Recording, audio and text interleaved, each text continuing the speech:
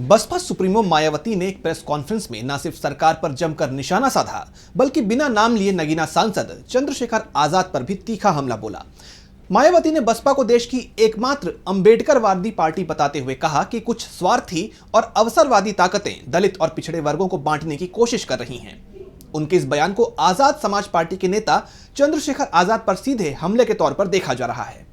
मायावती ने press conference में कहा कि कुछ लोग बाबा साहेब अंबेडकर के नाम का इस्तेमाल कर संगठन और पार्टियां बनाकर बसपा को कमजोर करने की साजिश रच रहे हैं। उन्होंने बसपा कार्यकर्ताओं से अपील की कि वो ऐसे लोगों के बहकावे में न आए। मायावती ने बिना नाम लिए चंद्रशेखर आजाद पर निशाना साधते हुए कहा, कुछ पार्टियों से सावधान रहने की जरूरत है क्योंकि वो स्वार्थी और अवसरवादी हैं। इनका बहुजन समाज से कोई लेना देना नहीं है। उन्होंने यह भी आरोप लगाया कि जातिवादी पार्टियां बसपा की बढ़ती ताकत से परेशान हैं और दलितों को गुमराह करने के लिए तरह तरह के हथकंडे अपना रही हैं। हो जाने पर फिर बीएसपी के भी अच्छे दिन पुनः वापस लौट आएंगे। इस उम्मीद के साथ ही पार्टी के लोगों को यहाँ जातिवादी पार्टियों के इशारों पर बने ऐसे सभी अवसरवादी एवं स्वार्थी किस्म के संगठनों एवं पार्टियों आदि के हथकंडों से सावधानी बरतते रहना बहुत जरूरी है। मायावती का यह हमला इस बात का संकेत है कि वो अपनी पार्टी के वोट बैंक को बचाने और कार्यकर्ताओं को एकजुट रखने के लिए आक्रामक रुख अपना रही हैं। मायावती ने केंद्र सरकार पर भी जमकर हमला बोला। उन्होंने ईवीएम में धांधली का आरोप लगाते हुए कहा कि मौजूदा सरकार के रहते बसपा प्रत्याशियों को हराया जा रहा है। उन्होंने दावा किया कि जब तक केंद्र में मौजूदा सरकार है, ईवीएम से चुनाव बंद नहीं होंगे।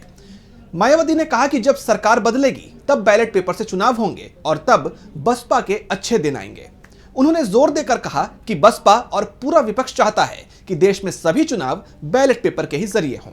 ऐसे में अब हमारी पार्टी सहित अधिकांश विपक्ष की पार्टियां भी यही चाहती हैं कि देश में सभी छोटे बड़े चुनाव पूर्व की तरह ही बैलेट पेपर के जरिए होने चाहिए, जो वर्तमान सरकार के रहते तो संभव नहीं हो सकता। ये पहली बार नहीं है जब मायावती ने ईवीएम का मुद्दा उठाया है। पिछले कुछ वर्षों में कई बार वो और उनकी पार्टी चुनावी हार के बाद ईवीएम की विश्वसनीयता पर सवाल उठाती रही है। इस बार भी उन्होंने इसे बसपा की हार का प्रमुख कारण बताया और बैलेट पेपर की वकालत की। मायावती की ये प्रेस कॉन्फ्रेंस बसपा के लिए अहम साबित हो सकती है।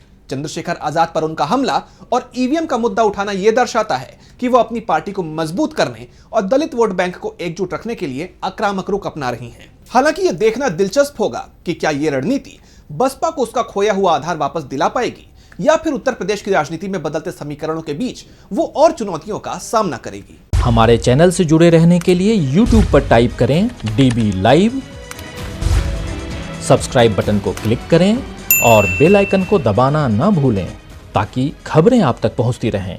देखते रहिए DB लाइव, क्योंकि यहाँ हैं खबरें लगातार।